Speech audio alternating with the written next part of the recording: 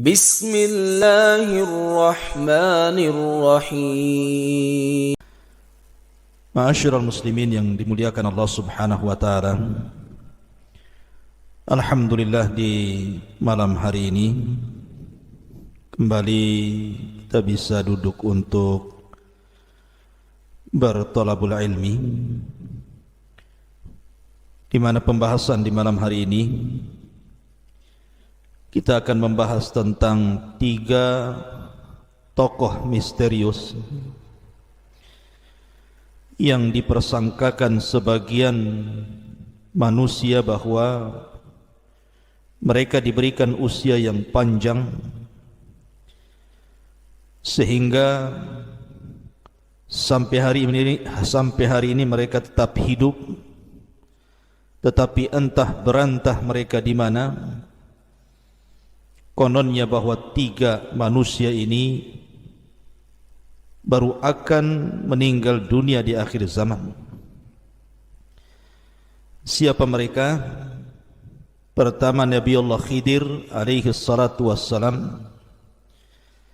Yang kedua, As-Samiri.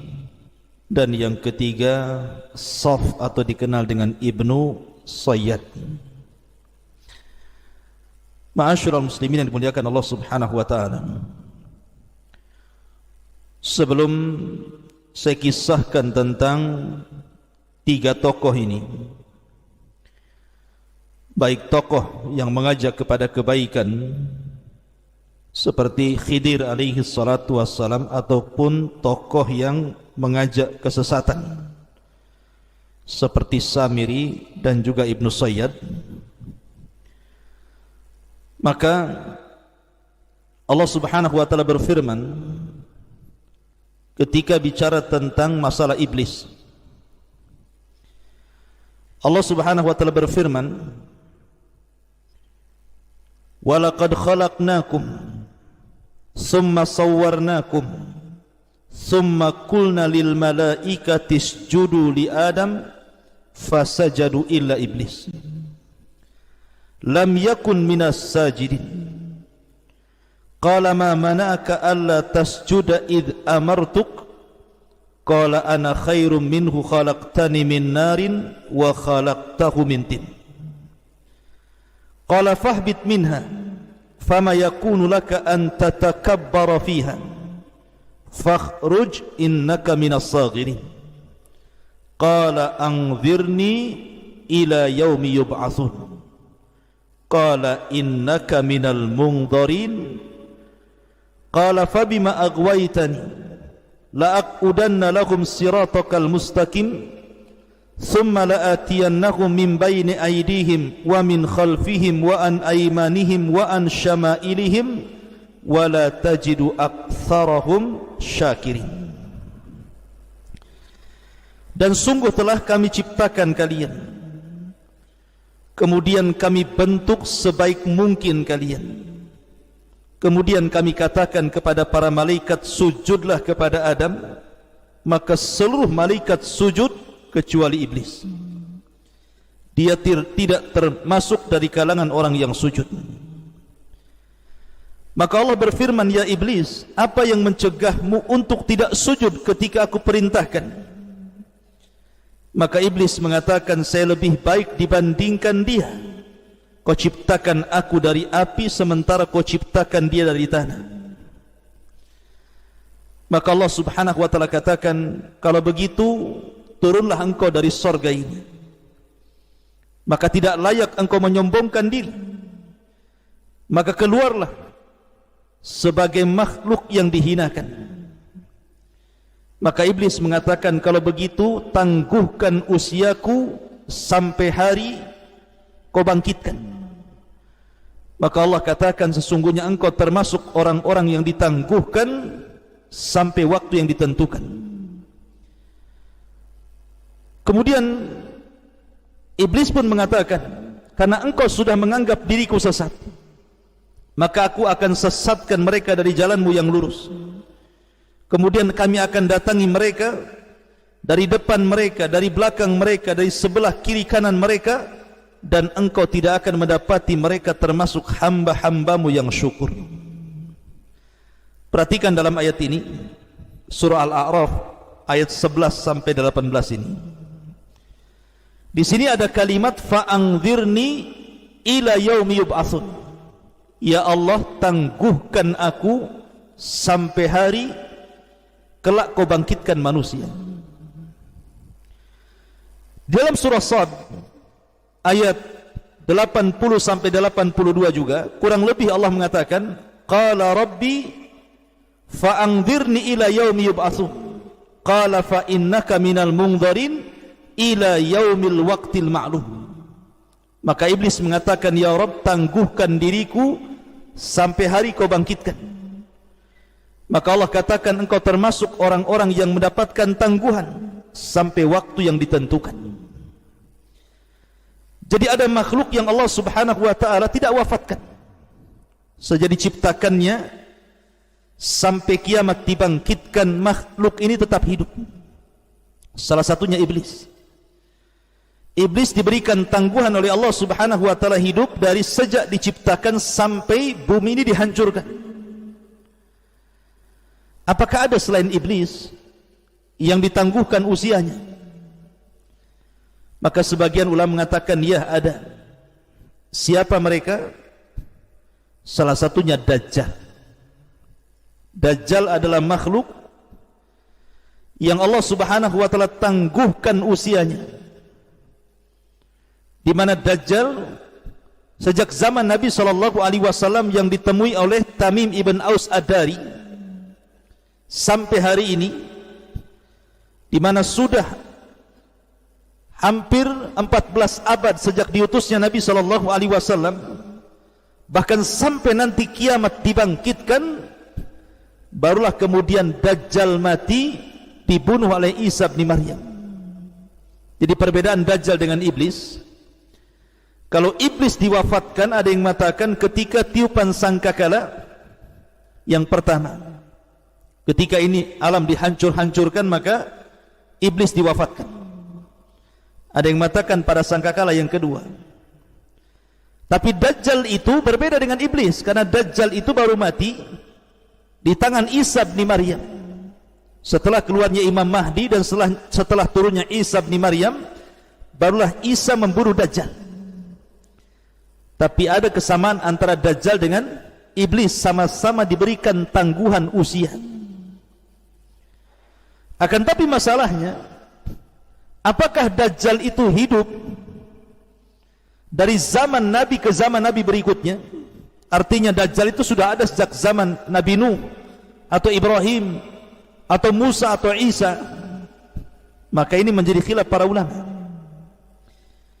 Kenapa demikian? Karena ada hadis yang mengatakan, ma min nabiyyin illa hadzara qaumahu an fitnati Dajjal. Tidak ada satupun nabi yang memperingatkan umatnya dari bahaya yang sangat besar melebihi fitnah Dajjal. Artinya para nabi itu berusaha untuk memperingatkan umatnya dari fitnah Dajjal ini. Nuh alaihi salatu wassalam memperingatkan umatnya tentang bahaya Dajjal. Ibrahim memperingatkan umatnya tentang bahaya Dajjal. Nabi Musa memperingatkan umatnya tentang bahaya Dajjal. Termasuk Nabi Isa dan termasuk Nabi SAW memperingatkan umatnya dari bahaya Dajjal. Sehingga pertanyaannya, apakah Dajjal itu sudah ada sejak zaman Nabi Nuh, kemudian akan terus hidup sampai zaman Ibrahim, sampai zaman Musa, sampai zaman Isa, sampai zaman Rasul, sampai hari ini? Ataukah Dajjal itu baru muncul sejak diutusnya Nabi SAW? Ada yang mengatakan bahwa Dajjal itu baru muncul sejak diutusnya Nabi SAW. Adapun peringatan para nabi kepada kaumnya tentang fitnah Dajjal, tidak mesti Dajjalnya hidup. Seperti para nabi ketika memperingatkan tentang tanda-tanda kiamat besar di akhir zaman, tidak mesti tanda-tanda itu sudah ada dan terbentang sampai mendekati kiamat, bukan itu. Tetapi para nabi ini hanya memperingatkan bahwa kalau muncul makhluk seperti ini, hati-hati kalian. Jadi tidak mesti Dajjal itu di zaman Nabi Nuh, di zaman Ibrahim, di zaman Nabi Musa ataupun Isa. Bisa saja hidupnya setelah Rasul diutus. Cuman para nabi hanya memberikan tahdzir, peringatan kepada umatnya, kalau muncul Dajjal hati-hati kalian. Tetapi ada juga yang mengatakan bahwa Dajjal itu sudah hidup di zaman para nabi, dari zaman ke zaman. Wallahu alam, dua-duanya tidak ada dalilnya. Tapi yang jelas bahwa Dajjal itu sudah ada hari ini. Dalil bahwa Dajjal itu sudah ada adalah hadis tentang perjalanan Tamim ibn Aus Ad-Dari yang terdapat dalam Sahih Muslim. Ketika Tamim ibn Aus Ad-Dari ini terombang-ambing di sebuah lautan, akhirnya kemudian terdampai di sebuah pulau. Di sebuah pulau itulah dia berjumpa dengan Dajjal, seorang laki-laki yang terrantai di sebuah tempat. Kemudian setelah pertemuan dengan laki-laki yang dirantai itu diceritakan kepada Rasul, dan Rasul sallallahu alaihi wasallam mengatakan kepada Tamim ibn Aus Ad-Dari bahwa orang yang kau temui yang dirantai itu adalah Dajjal. Artinya Dajjal itu sudah ada sejak zaman Rasul. Dan dari zaman Rasul ke zaman kita ini sudah hampir 14 abad lebih. Dan Dajjal masih ada. Dan Dajjal itu baru nanti akan dilepas oleh Allah, rantainya akan terlepas. Kemudian akan hidup berbaur dengan manusia dan bawa fitnah selama 40 hari. Barulah kemudian Dajjal akan mati di tangan Isa bin Maryam. Jadi ada orang-orang yang Allah tangguhkan, seperti iblis, contohnya Dajjal. Pertanyaannya, apakah kemudian selain iblis dan juga Dajjal, seperti Nabi Khidir alaihi salatu wassalam, termasuk orang-orang yang ditangguhkan usianya? Karena ada sebagian orang mengatakan bahwa Khidir itu belum mati, dia berada di tengah-tengah manusia, terkadang dijumpai di tepi-tepi lautan. Wallahu a'lam. Prasangka manusia mengatakan seperti itu, bahwa Khidir itu masih hidup sejak zaman sekarang. Padahal Khidir itu hidup di zaman Nabi siapa? Nabi Musa. Kemudian juga kisah Samiri. Ada yang mengatakan Samiri itu masih hidup dan bersembunyi di segitiga Bermuda, dan akan keluar menjadi sosok Dajjal di akhir zaman. Apakah Samiri itu memang tidak meninggal, artinya akan tetap hidup dan akan menjadi sosok Dajjal di akhir zaman? Begitu juga Ibnu Sayyad. Karena Ibnu Sayyad ini diceritakan khilaf tentang kematiannya. Ada yang mengatakan ketika terjadi perang Harrah, kubu Yazid bin Muawiyah melawan kubu Madinah Zubair bin Awam, maka Ibnu Sayyad terbunuh dalam perang Harrah ini. Ada yang mengatakan bahwa tidak terbunuh, cuman hilang, dan entah berantah kemana, tidak ceritanya. Ada yang mengatakan Ibnu Sayyad ini kemudian hilang dan akan muncul di akhir zaman sebagai sosok Dajjal. Lah kita akan bahas ini tentang 3 tokoh misterius, Nabi Khidir, Samiri, Ibnu Sayyad. Apakah memang masih hidup sampai saat ini, ataukah 3-tiganya sudah wafat? Bagaimana pandangan ulama tentang 3 tokoh ini? Ma'asyiral muslimin yang dimuliakan Allah subhanahu wa ta'ala, pertama kita ambil kisah Nabi Allah Khidir alaihi salatu wassalam. Bicara tentang Khidir, sangat erat kaitan kisah Nabi Khidir ini dengan kisahnya siapa? Nabi Musa alaihi salatu wassalam. Jadi suatu ketika Nabi Musa alaihi salatu wassalam ini sedang berceramah di tengah-tengah Bani Israel. Tiba-tiba ada yang nyeletuk satu orang dan mengatakan, "Ya Musa, apakah di sana ada orang yang lebih alim dibandingkan dirimu?" Tiba-tiba Musa mengatakan, "Tidak ada. Tidak ada orang yang lebih alim dibandingkan diriku." Musa lupa mengucapkan insyaallah. Gara-gara itu akhirnya Allah subhanahu wa ta'ala menghukum Nabi Musa, karena seolah-olah Musa ini menampakkan takaburnya, seolah-olah tidak ada orang alim dibandingkan dirinya. Kemudian dia lupa mengucapkan insyaallah. Akhirnya kemudian Allah subhanahu wa ta'ala mengatakan, ada. ada seseorang yang saleh namanya Khidir, dia memiliki ilmu yang tidak kau miliki, maka carilah Khidir, belajarlah kepada dia. Akhirnya Nabi Musa alaihi salatu wassalam ditemani Yusha ibn Nun mencari-cari Khidir alaihi salatu wassalam, sampai akhirnya berjumpa di antara dua pertemuan air lautan. Entah berapa lama Nabi Musa itu mencari Khidir, yang jelas bahwa akhirnya Allah subhanahu wa ta'ala takdirkan berjumpa. Dari situlah Musa kemudian belajar banyak hal dari Khidir. Di antaranya Khidir membolongi kapal, Khidir membunuh anak kecil, Khidir membangun rumah yang hendak roboh, kemudian ditakwilkan berbagai macam takwilan, termasuk juga ilmu-ilmu yang Musa dapati dari Khidir selain daripada tiga-tiga perkara yang disebutkan dalam surah Al-Kahfi itu. Intinya bahwa akhirnya Musa pun berpisah dengan Khidir. Lalu siapa Khidir ini sebenarnya? Ada yang mengatakan bahwa Khidir ini, karena masalahnya Khidir ini kan menjadi ittirab, jadi perbincangan para ulama tentang siapa Khidir ini.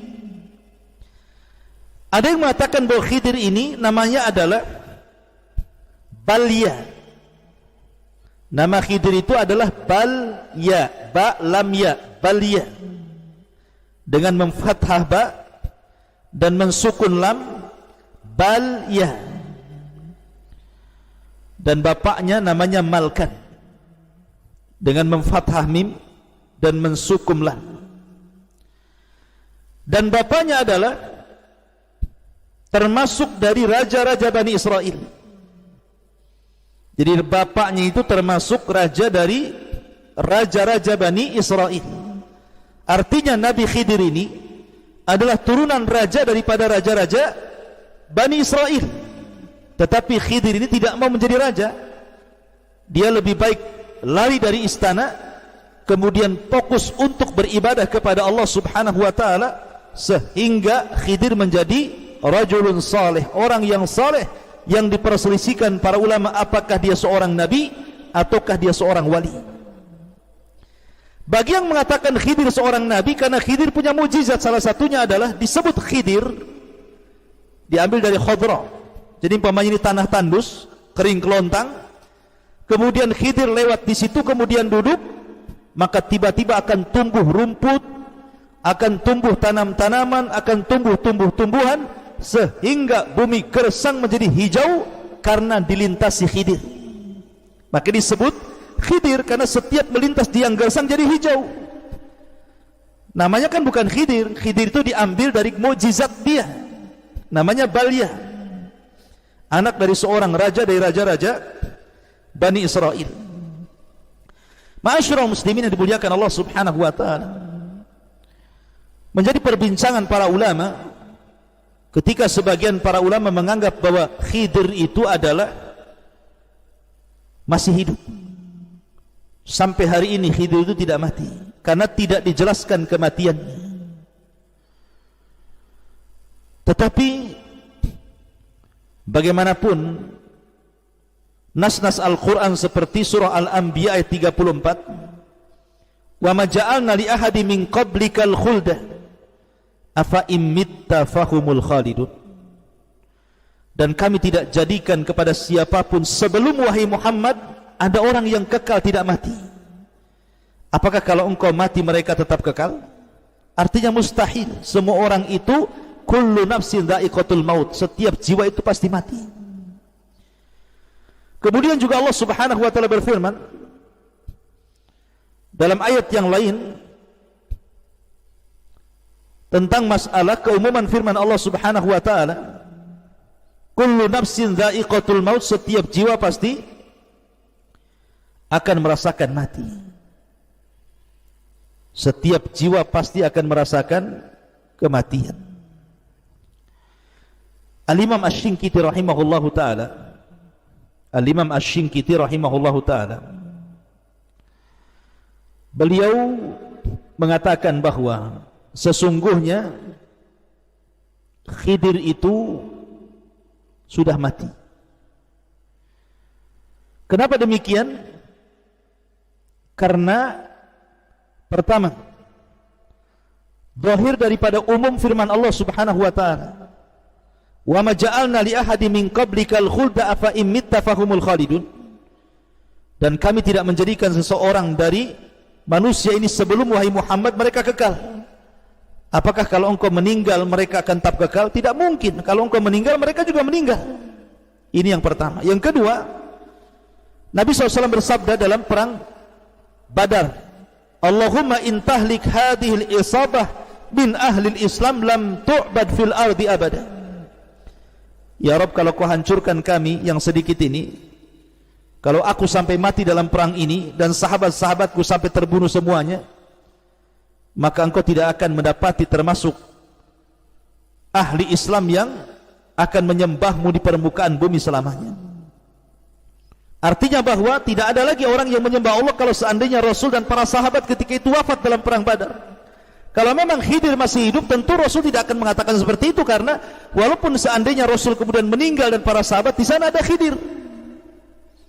Tapi Nabi SAW mengatakan umum, kalau kau hancurkan kelompok yang sedikit ini, tidak akan ada orang yang menyembah dirimu ya Rabb. Kemudian yang ketiga, Nabi SAW pernah mengatakan, ala ra'si mi'ati sanatin lam yabqa mimman huwa ala dhahril ardi ahadun. Kata Nabi SAW, tidak ada manusia melebihi 100 tahun kecuali dia akan mati di permukaan bumi. Artinya tidak ada manusia yang lewat lebih daripada 100 tahun setelah aku diutus, tidak ada orang yang hidup. Apalagi Khidir. Ya. Kemudian kalaulah seandainya Khidir itu hidup sampai zaman Nabi SAW, tentu Khidir tidak mungkin membiarkan Rasul SAW dihina, dicaci, dimaki, diintimidasi, bahkan diancam untuk dibunuh. Pasti Khidir akan datang menolong Rasul, berperang bersama Rasul, mengikuti agama Rasul, dan memperjuangkan dakwah Rasul. Tapi kenapa di zaman Rasul Khidir tidak muncul? Menunjukkan bahwa Khidir itu sudah wafat jauh-jauh hari sebelum Nabi SAW diutus. Dan itu juga disebutkan oleh para ulama bahwa Khidir alaihi salatu wassalam, pendapat yang kuat adalah sudah meninggal dunia. Ma'asyiral muslimin yang dimuliakan Allah Subhanahu wa taala, saya akan sebutkan beberapa pendapat para ulama. Di antaranya pendapat Hasan Al-Basri. Qala Al-Hasanu innahu mat. Berkata Hasan Al-Basri, sesungguhnya Khidir sudah meninggal. Wa qala Ibnu Munawi, la yathbut hadis fi baqaihi. Kata Imam Munawi, tidak ada satupun hadis yang tertetapkan tentang hidupnya Khidir sampai hari ini. Wa qala al-Imam Abu Bakrin Ibn al-Arabi, mata qabla inqidha'il mi'ati. Khidir sudah meninggal setelah lepasnya 100 tahun sebelum diutusnya Nabi SAW. Termasuk juga Imam Bukhari rahimahullahu ta'ala ketika ditanya tentang Khidir dan Ilyas, apakah keduanya masih hidup, maka Imam Bukhari memfatwakan bahwa keduanya sudah mati. Dan banyak lagi pendapat para ulama yang mengatakan bahwa Khidir itu sudah mati, kecuali Al-Imam At-Tabari menukilkan pendapat dari sebagian para ulama yang mengatakan bahwa Khidir itu masih hidup, dan ini diyakini oleh orang-orang sufi bahwa Khidir itu masih hidup di tengah-tengah kita, entah berantah di mana dia, yang jelas dia masih hidup sampai hari ini. Tapi wallahu alam, al-ilmu indallah, bahwa pendapat yang kuat bahwa Khidir itu sudah meninggal dunia. Wallahu alam, sebagaimana tadi pendapat para ulama. Kemudian yang kedua, kisah Samiri. Kemarin kita sudah menjelaskan sedikit tentang kisah Samiri. Samiri ini namanya Musa ibn Dhafar, dan Samiri disebutkan 3 kali dalam surah At-Taha. Dan Samiri adalah tokoh yang merupakan tokoh-tokoh munafik yang ada di tubuh Bani Israel di zaman Nabi Musa. Bahkan dia yang membuat kekacauan ketika Nabi Musa safar selama 40 malam untuk mendapatkan mandat Taurat. Tiba-tiba Samiri membuat patung anak sapi yang bersuara, kemudian memerintahkan manusia untuk menyembah patung sapi dan mengatakan, inilah Tuhan kita. Dan Musa bingung mencari Tuhannya, padahal Tuhannya ada di sini, katanya. Akhirnya kemudian ketika Musa alaihi salatu wassalam datang, sampai papan Tauratnya kemudian dibanting dan berkecai, akhirnya dia marah kepada Harun sehingga mengambil janggut dan kepalanya, seolah-olah Harun membiarkan ketersesatan Bani Israel sepeninggal dirinya. Tapi Harun mengatakan, ya Musa, bahwa aku sudah berusaha, tetapi mereka berani kepadaku dan mulai mengancam membunuhku. Berbeda dengan dirimu, kuat dan kau ditakuti. Akhirnya setelah itu Musa pun memanggil Samiri. Dengan lembutnya Musa mengatakan, wa ma khatbuka ya Samiri. Samiri, apa yang membuat engkau menyesatkan Bani Israel? Kata Samiri, yang membuat aku menyesatkan mereka adalah hawa nafsuku, katanya. Maka dari situ Nabi Musa mengatakan, idhab fa innalaka fil hayati an taqula la misas wa innalaka mau'idan lan tukhlafahu wangdur ila ilahika alladhi dhalta alaihi akifah.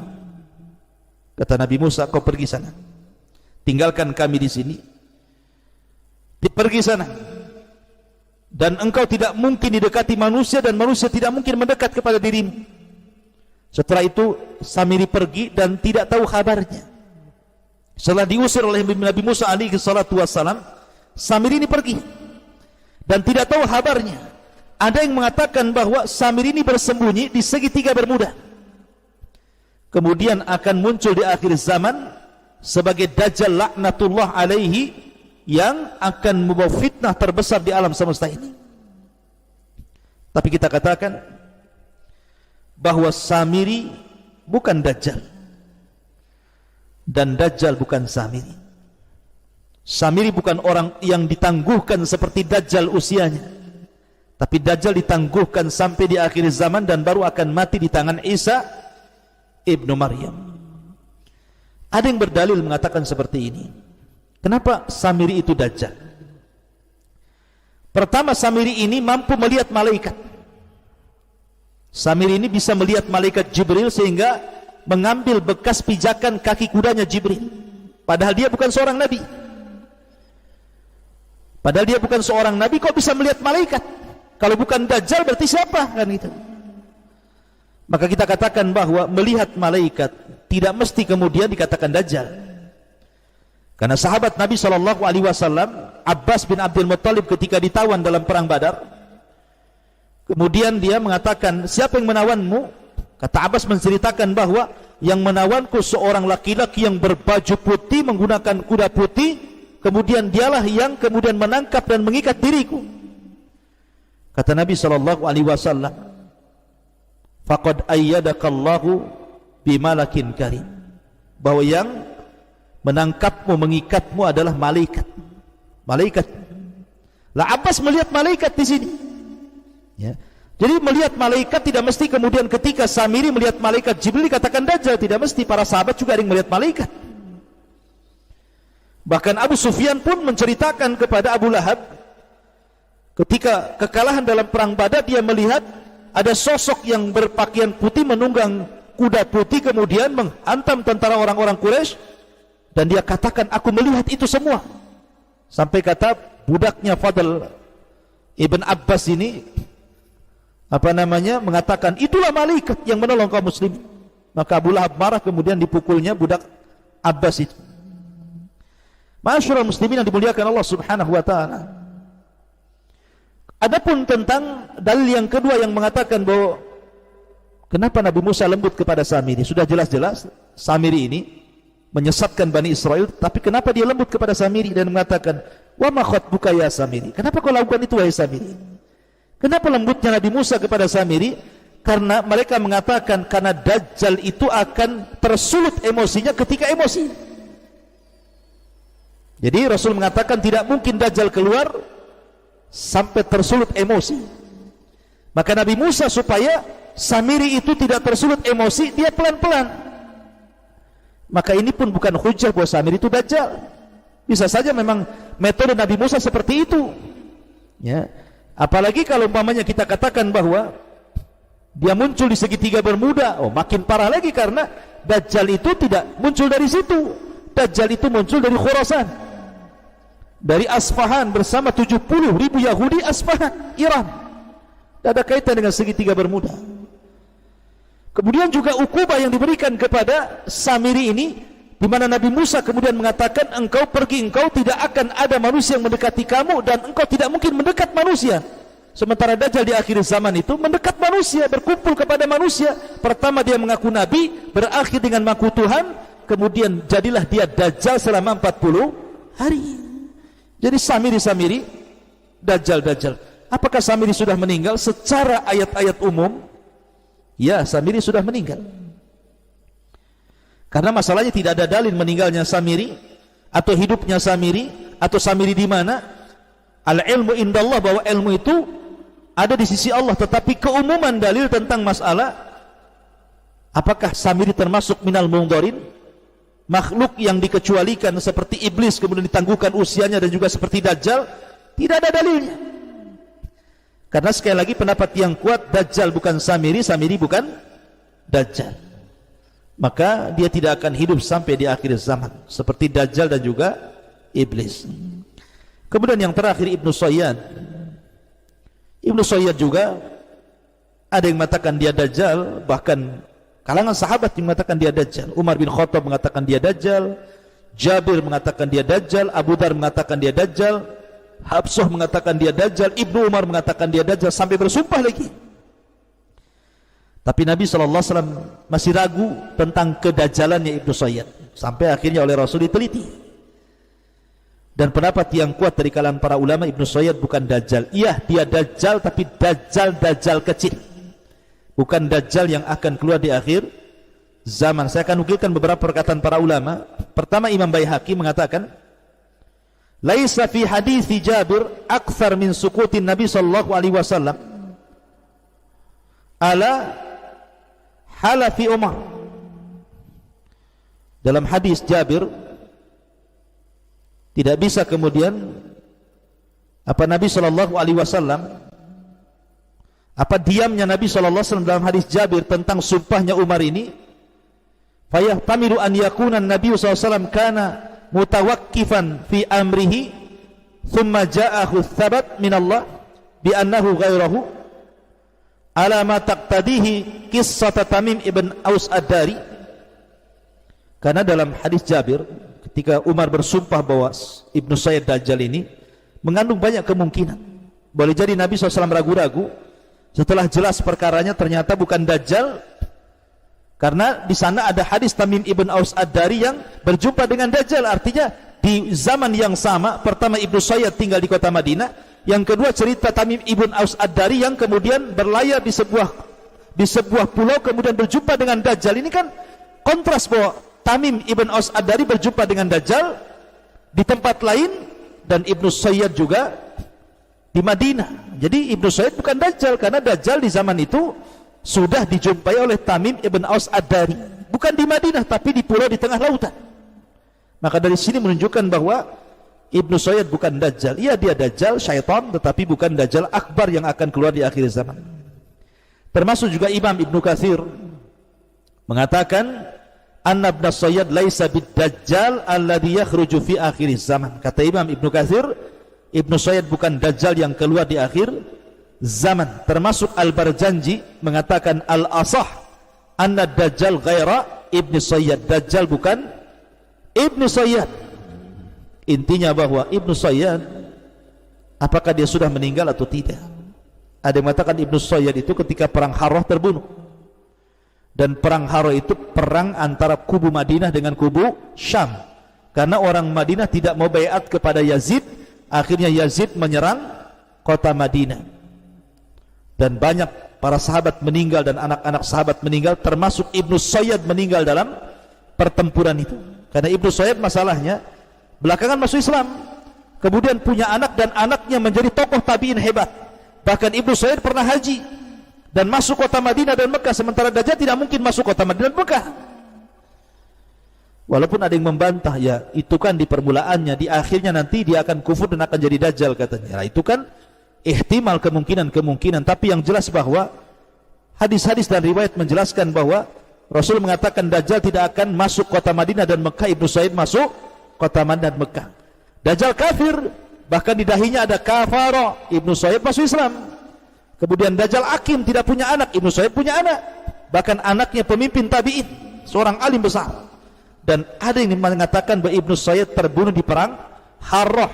Ada juga yang mengatakan Ibnu Sayyid itu tidak terbunuh tapi hilang, sehingga terjadi prediksi bahwa hilangnya Ibnu Sayyid ini menjadikan Ibnu Sayyid tidak mati sampai hari ini, bahkan akan keluar di akhir zaman sebagai Dajjal Akbar. Tapi sekali lagi ini pendapat yang sangat lemah. Pendapat yang kuat, Ibnu Sayyid bukan orang-orang yang ditangguhkan usianya seperti Dajjal dan seperti Iblis. Wallahu a'lam.